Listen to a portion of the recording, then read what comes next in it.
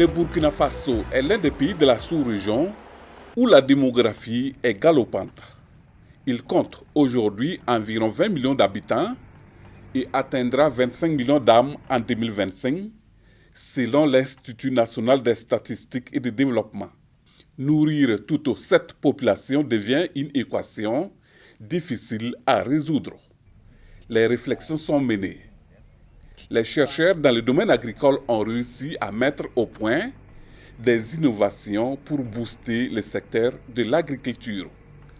Et parmi ces innovations, la biotechnologie agricole conventionnelle pour résoudre le problème de l'insécurité alimentaire et préserver l'environnement. Pour faire très simple et ne pas rentrer dans les définitions conventionnellement établies afin que le public comprenne ce que c'est, on va dire que la biotechnologie, c'est la technologie appliquée au vivant. En des termes encore plus simples, c'est lorsqu'on utilise du vivant pour créer quelque chose de scientifiquement intéressant pour certains domaines, tels que l'agriculture, tels que la santé, etc. etc. En matière d'agriculture, on fait énormément appel à la biotechnologie, qu'elle soit traditionnelle ou moderne, pour justement faire face aux besoins alimentaires de l'homme.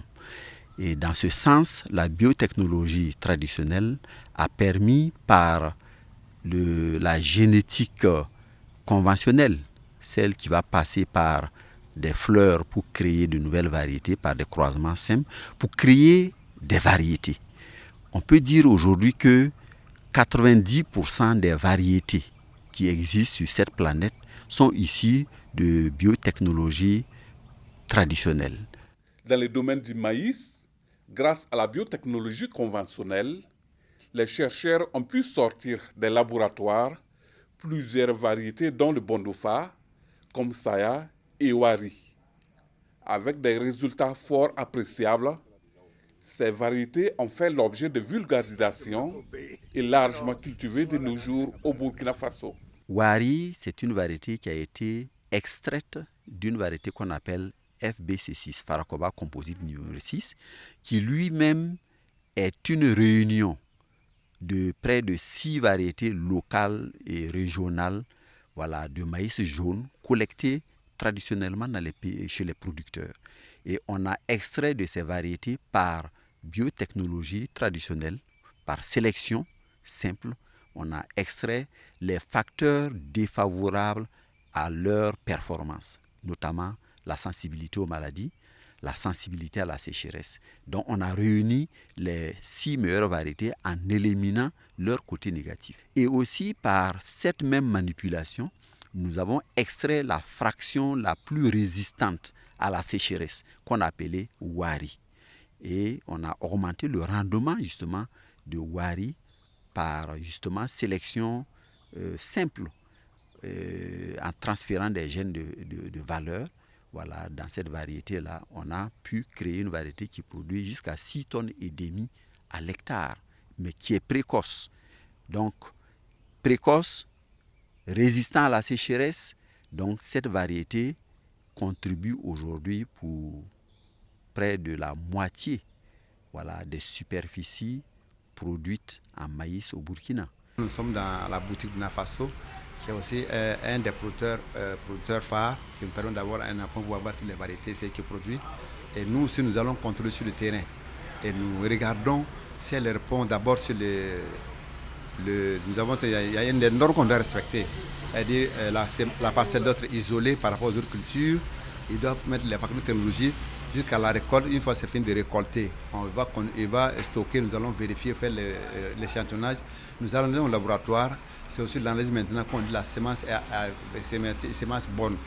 Et il faut qu'il y ait 90% de germination. À cela s'ajoute aussi la bonne pratique culturelle comme méthode innovante pour maîtriser au mieux l'activité agricole. Depuis 2010 la base. Depuis 2010 on donna Kawabarara en Yagourmassi. Bon, allez savoir, on est Jacob et Baraké fait. a y'a ɲa yira ni simasiyaw ye. Bon, ne fana nana adhéré ni nafaso ye. Nafaso fana sababura bon an fana sera ka variété nu fana bulon ka bɔ ɲɔgɔn na. Variété aminoro min bɔra sani an nana baara kɛ n'o ye k'a ye an ni an faw tɛ bi baara kɛ ni siya min ye. Aminoro min bɔra ni sisan o y'a nafa ka tɛmɛ siya kɔrɔma ninnu kan. Donc ka sabuya kɛ mun ye chercheur ye baara kɛ ka semence bila an bolo kan. Semence min lo o fana ye jateminɛ kɛ n'an ka sanji na cogo ye. Donc an ka sanji na cogo bi kan ni siya min ye o ye olu bila an bolo kan. Grâce à cette trouvaille, les producteurs arrivent à mieux produire, surtout avec des rendements nettement supérieurs à celles des variétés traditionnelles peu rentables. Et puis, n'a eu variété famille ka dan variété no dan cogo le bora la don cogo le bora quoi fanga bara sene kuntigura o kase ko nyaira na amo famia barka nyon dambi ale si le bisiri bon nele maseka la don cogo lo ka niema dama kalu kelen kono ni taraka 45 jours ko bi yure donné i perdira. Donc ni y'a faamuya ko tile 80 lo normalement calculer nin kɔnɔ ne e ka ɲi ka engrais bɛ NPK urée ka ɲi ka bɛɛ don o calculer nin kɔnɔ. Orana a fana bɛ se ka fanga min ta ka den di a b'o fanga sɔrɔ. Mais ni le ma faamuya ka miiri ko siya kɔrɔma ninnu lo ka taa miiri ko 45 jours le min ka ɲi ka urée don ka bite i perdira. Donc orana welekan kɔni b'an fɛ ka di ɲɛmɔgɔ ma o ka guri ka déplacement nɔgɔya ka di sɛnɛkuntigiw ma o ka ɲɛyirali kɛ sɛnɛkɛlaw ra. Au-delà de ça, c'est de faire en sorte que les populations puissent respecter les itinéraires techniques, qu'ils puissent vraiment les suivre. Parce que les itinéraires techniques, c'est quoi? C'est pouvoir vraiment utiliser non seulement les semences améliorées, pouvoir utiliser les engrais de façon raisonnée, et c'est pouvoir aussi appliquer toutes les techniques et technologies que nous avons, parce que nous en avons. Et cela va permettre vraiment de pouvoir booster notre production et de pouvoir faire en sorte que, de façon structurelle, nous puissions répondre à l'autosuffisance alimentaire de notre pays. La recherche scientifique contribue de façon soutenue à relever de nombreux défis dans un contexte global de changement climatique. Quand on prend le maïs, par exemple, le maïs a plusieurs variétés. Nous avions des composites qui sont adaptés comme le wari, qui peut supporter un peu la sécheresse et qui a de son qui est court par rapport au climat que nous avions. Chez nous, on dit dans le jargon, la semence elle-même apporte 40% de la production. Vous voyez déjà, si 40% de la semence apporte ça, il reste 100%. Donc il n'y a qu'à travailler avec les autres facteurs de production là, et qu'on atteint 100%. Voilà. Et également, nous avions aussi une variété que nous appelons hybride, qui est une variété à haut rendement. Et nous avons la couleur blanche qu'on appelle Bonofa, qui était la première qui fait vraiment la fierté de la production aujourd'hui. Nous avions également de Komsaya, qui est une variété hybride à couleur jaune, qui fait aussi vraiment qui font des hauts rendements. Et son cycle est court par rapport à nos semences locales. Nan koma famille research yambo no warale. Ni research kamante kabashia do ti ban fe iba dan abi janya san fe. O wati tlema ni fon la ra ba bela duma.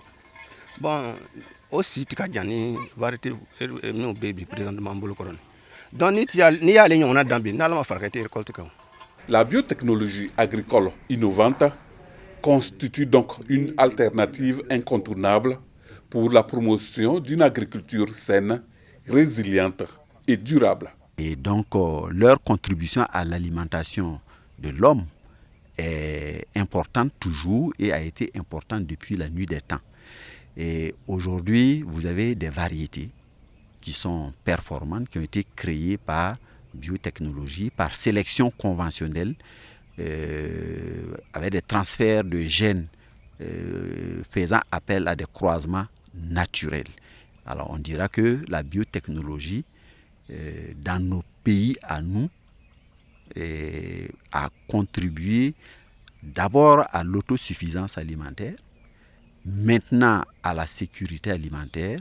C'est pour dire que elle est très utile pour la sécurité alimentaire dans des pays comme en Afrique où pratiquement la quasi-totalité des terres, en tout cas dans le Sahel, sont arides et manquent d'eau. Et c'est très important parce que de plus en plus, la population augmente, les mangeurs augmentent. Mais les superficies arables n'augmentent pas. Certains producteurs reconnaissent qu'un grand pas est franchi dans la maîtrise de l'usage des variétés de semences améliorées.